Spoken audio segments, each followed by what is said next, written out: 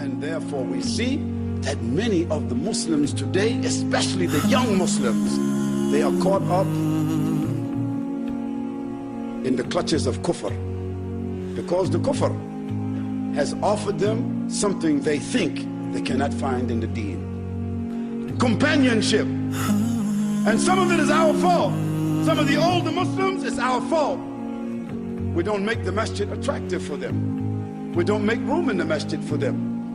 The masjid is only the rugs, the books. What's some young people going to do with rugs and books all day? The older men who is satisfied to sit against the walls and read Quran for 2 hours a day, and sit in front of the television for 4 hours a day, and sit and smoke the hookah pipe for another 4 hours a day, and to play with their wives and their children some more times in the day, and to go to work. This is what they do. The young people is not like that. Young people are active. They want to know what's going on. They want to know what's happening, what's going down, what's going up. Who got it? How can I get it?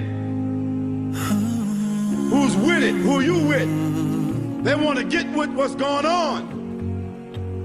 They want to have some of whatever they can, and they don't care how they get it. And we got to be realistic about this issue. The young people, they want what the old people got.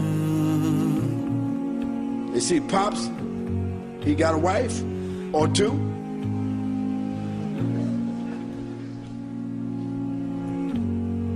He might not have the stability or the ability to deal with a wife, but he want a little girl. He want a little honey on the side, a little haram honey. And we are telling him he ain't ready for marriage, and we're not gonna support him in marriage.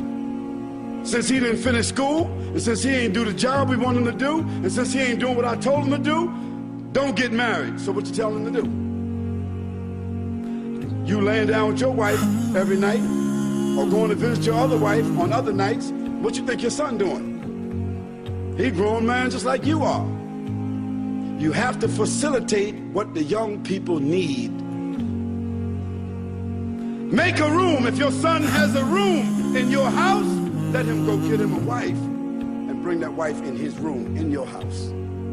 Better for him to have a wife, and you and your wife take care of them until they get themselves on their feet, than for him to go out and deal with the haram. And the same thing with the daughters. How come the brothers don't want to give their daughters away? He looking for Prince Charming to come. He looking for that brother who got a good job, brother who got a good education, the brother who gonna spend $10,000 on the dowry, $10,000 on the apartment, $10,000 on Pops too. And Pops want the 10 grand, he want the 10,000 before he even paid the dowry. So the young brother, he can't come up with that 30,000. So what's he gonna do? He can't get married. So the young sister, what happens to her? She looking, he looking. And when moms and pops is not looking, they hooking.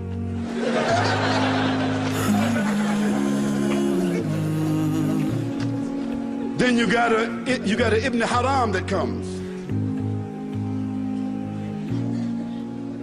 You got a little haram baby that comes, and everybody make it a secret for a little while until it's apparent to everybody. Then they had the walima, a haram walima. Because the fact is, the baby is innocent. The baby didn't do nothing wrong. So then you got this cycle of hypocrisy.